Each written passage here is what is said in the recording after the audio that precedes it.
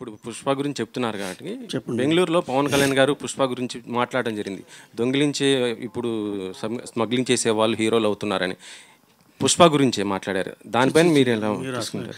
కళ్యాణ్ గారు ఆ కాంటెక్స్ట్లో మాట్లాడారు, కానీ ఇది అనవసరంగా మనం దీనికని దానికని అప్లై చేసుకుంటున్నాం కానీ చిచి అసలు ఆయన స్టేచర్ వేరండి. అసలు నేను అనేది ఊరిని ఆయన వచ్చిన సినిమా బ్యాక్గ్రౌండ్ నుండి దాన్ని ఏదో తక్కువ చేయాలని అసలు అలా అనుకోరు ఆయన. అదేదో కాంటెక్చువల్గా అలా ఫ్లోలో అలా వచ్చింది అంతే.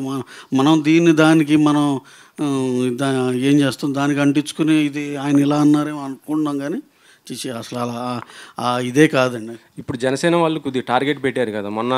అల్లు అర్జున్ కాంప్లికేట్గా అంటే ఇప్పుడు ఈ ప్రాబ్లం సాల్వ్ చేసుకోవాల్సిన అవసరం ఉంది కదా సార్. బొలిశెట్టి ఆయన మాట్లాడటం, ఇంకొక ఆయన కూడా మాట్లాడటం, గన్నవరం అతను జనసేన ఇవన్నీ సార్ ఇవన్నీ సినిమా వచ్చే మనల దాకే ఉంటాయండి. సినిమా చూసినాక మళ్ళీ అందరం ఒకటేగా అన్నట్టే ఉంటుంది. అసలు ఇలాంటివన్నీ చూడలేదండి గతంలో. ఎంతోమందికి ఎన్నో రకాలుగా సినిమా బాగుంటే అన్నీ బాగానే ఉంటాయండి. ఇది ఏదో జస్ట్ టైం బీయింగ్ ఏదో అక్కడ డిఫరెన్స్ ఇక్కడ డిఫరెన్స్ అని చెప్పుకోవటమే కానీ అలాంటివి ఏం లేదు సార్. ఫ్యామిలీ అంతా ఒకటే. Okay sir. డైరెక్టర్ గారు సినిమాలో మీరు ఫస్ట్ పార్ట్లో స్టార్టింగ్ చిరంజీవి గారు, ఇంటర్వెల్ ఖైదీ చిరంజీవి గారు, క్లైమాక్స్ కూడా చిరంజీవి గారితో చూపించారు. మరి ఇందులో కూడా మళ్ళీ పవన్ కళ్యాణ్ గారిని రామ్ చరణ్ ఎవరైనా చూపిస్తున్నారా? చిరంజీవి గారితో స్టార్ట్. చిరంజీవి గారితో మళ్ళీ ఎందుకని? సెంటిమెంటా ఏంటి? హిట్ అని నాకు ఇష్టం సార్. సింహ గారు, hi, myself Hemamali here. So మీ కెరియర్ చూసుకుంటే యమదొంగలో చైల్డ్ ఆర్టిస్ట్ కింద స్టార్ట్ అయ్యారు. ఆ తర్వాత మత్తు వదలరా తోటి సైమాలో బెస్ట్ డెబ్యూటెంట్ అవార్డు తీసుకున్నారు.